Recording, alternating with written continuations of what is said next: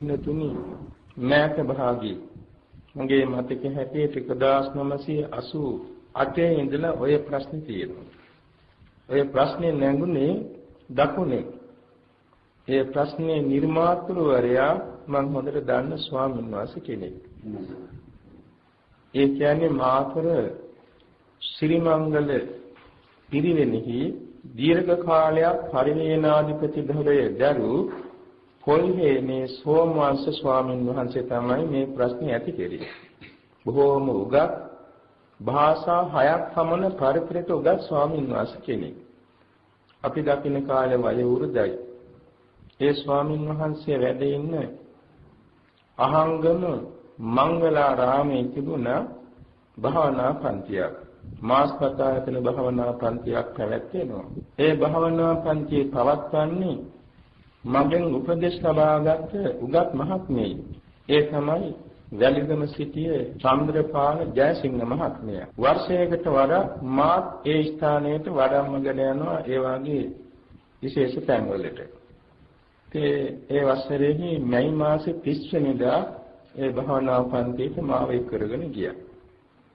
ඉතින් උදෑසන 6ට ශිල්පී හිටපු පිරිස උදේ ආහාර අරගෙන 8ට ඊළඟ වැඩසටහනට මාත් සම්බන්ධ කරගත්තා. ඒ මහත්මයා මට කල්ැතුව දැනුම් දුන්නා ස්වාමින් වහන්සේ මේ පඬිත් ස්වාමින් වහන්සේ මෙහෙම දේශනාවක් කරනවා. ලෞකික සැපත් පිණිස කරන යහපත් දේ පින, නිවන් සුව පිණිස කරන යහපත් දේ කුසලය. දැන් අද මේ භාවනා වැඩසටහනේ හවස 4ට තියෙනවා ධර්ම සාකච්ඡා පයක්. එතෙන්දී මේ ප්‍රශ්නේ කවුරු හරි අහයි. ස්වාමීන් වහන්සේකට සුදුසු පිළිතුරක් දුන්නොත් හොඳයි. ඒකයි මේ මහත්මයා මට දැනුම් දුන්නේ. ඇත්තෙන්ම හවස 4ට තිබුණා ධර්ම සාකච්ඡා පය. ඒ ගරුතර ස්වාමීන් වහන්සේත් ඇවිල්ලා ධම් සභාවේ වාඩි වුණා. ඉතින් මම තමයි ප්‍රශ්නයට උත්තර දෙන්න ඉන්නේ.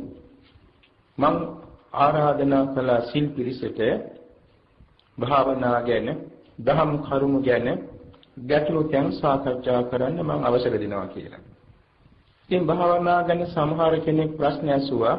ඔය අතරත කෙනෙක් මේ ප්‍රශ්නෙත් නැගුවා. ස්වාමින් වහන්සේ මේ විනය කුසලයේ කියන දෙකක්ද එකක්ද කියලා. ඉතින් මේක ඇත්තට කෙලින්ම විසඳන්න පුළුවන් පිළිතුරක් ප්‍රශ්නයක්. නමුත් අර පූජනීය ලොකු ස්වාමීන් වහන්සේ මේ ධම්ම සභා මණ්ඩපේ නිසා උන්වහන්සේට තැලෙන්නේ නැතුව කියන්නත් ඕන. ඒ නිසා මම කියා හිටියා අපේ බුදුරජාණන් වහන්සේ විසින් සිත පිළිබඳ සියලු ආකාරයෙන්ම සවිස්තරව දේශනා කළා තියෙන්නේ ධම්මසංගණේ ප්‍රකරණේ. ඒ කියන්නේ චිත්තෝත්පාද කාණ්ඩය. ලෝකේහි ලෞකික ලෝකෝත්තර සීලෝම සිත් එතන විස්තර කරනවා. ඒ සෑම තැනකදීම කාමාවචර, රූපාවචර, අරූපාවචර ලෝකෝත්තර කියන භූමි හතර සමයිති යහපත් කුසල ධර්ම ඔක්කොම කියන්නේ කුසල ධම්මා කියලා. ඒක තැනකවත් මේ පුඤ්ඤා ධම්මා කියලා නැහැ. එහෙත් අට කතාවල මේ පුඤ්ඤ කියන වචනේ භාවිතා කරනවා. මම අහනවා ඒ ලෝකෝත්තර ලෞකික ලෝකෝත්තර කුසල ධර්ම ඔක්කොම 21ක් තියෙනවා.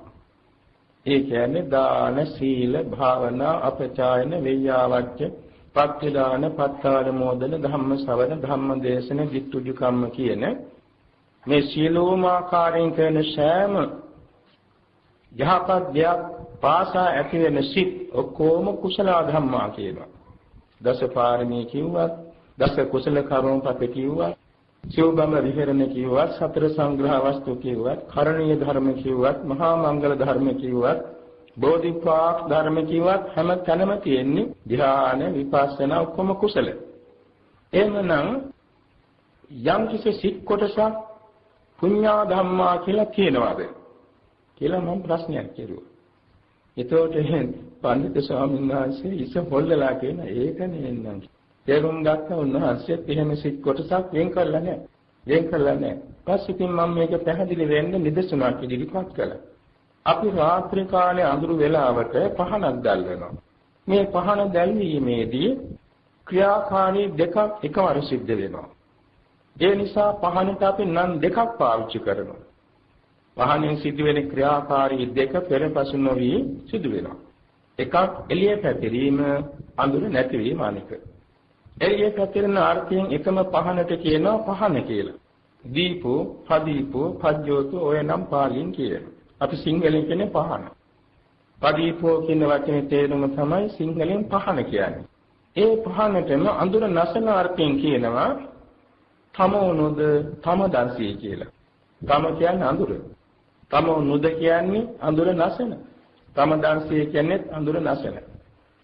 එතකොට ඇයි මේ එකම පහනට නම් දෙකක් ඇති උනේ? එහි තියෙන ක්‍රියාකාරී දෙක නිසායි. ඒ වාගේ අපි යම්කිසි කුසලයක් කරන වෙලාවේ ක්‍රියාකාරී දෙකක් එකවර සිද්ධ වෙනවා. අපි හිතනවා මෙන්න මෙහෙම දැන් අපි নমස්කාර කිව්වා. මේ নমස්කාර කියනකොට ඔය දෙකම එකවර සිද්ධ වෙනවා. ඒ මොනවද? හිත එළිය වීමයි, හිතේ අඳුර නැතිවීමයි. පෙරපස නොවේ සිද්ධ වෙනවා. හිතේ එළිය වීම නම් নমස්කාර